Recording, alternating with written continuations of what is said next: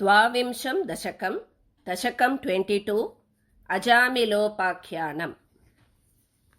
अजामिलो नाम महीसुरः पुरा चरन् विभो धर्मपथान् गृहाश्रमे गुरोर्गिरा काननमेत्य दृष्टवान् सुदृष्टशीलां कुलटां मदाकुलाम् स्वतः प्रशान्तोऽपि तदा हृताशयः स्वधर्ममुत्सृज्य तया समारमन् अधर्मकारी दशमी भवन् पुनः दधौ भवन्नामयुते सुते रतिम् समृत्युकाले यमराजकिङ्करान् भयाङ्करां स्त्रीनभिलक्षयन् भिया पुरामनाक्त्वत्स्मृतिवासनाबलात् जुहावनारायणनामकं सुतम् दुराशयस्यापि तदास्य निर्गत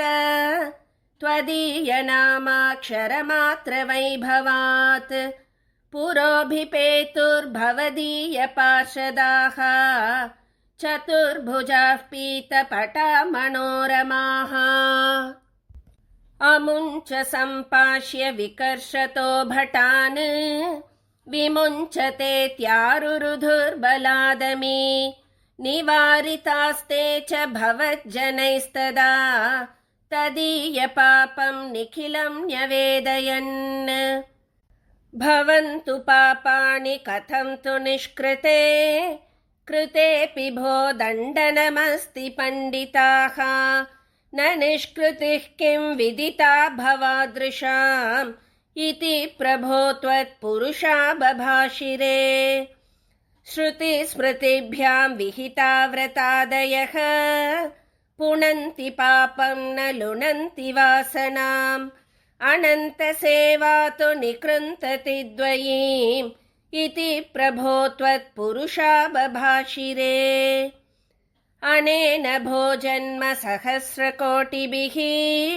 कृतेषु पापेष्वपि निष्कृतिः कृता यदग्रहीन्नाम भयाकुलो हरेः इति प्रभो त्वत्पुरुषा बभाषिरे नृणामबुद्ध्यापि मुकुन्दकीर्तनम् दहत्यघौघान् महिमास्य तादृशः यथाग्निरेधांसि यतौषधं गतान् इति प्रभो त्वत्पुरुषा बभाषिरे इति ऋतैर्याम्य भटैरपाश्रिते भवद्भटानां च गणे तिरोहिते भवत्स्मृतिं कञ्चन कालमाचरन् भवत्पदं प्रापि भवद्भटैरसौ स्वकिङ्करावेदनशङ्कितो यमः त्वदङ्घ्रिभक्तेषु न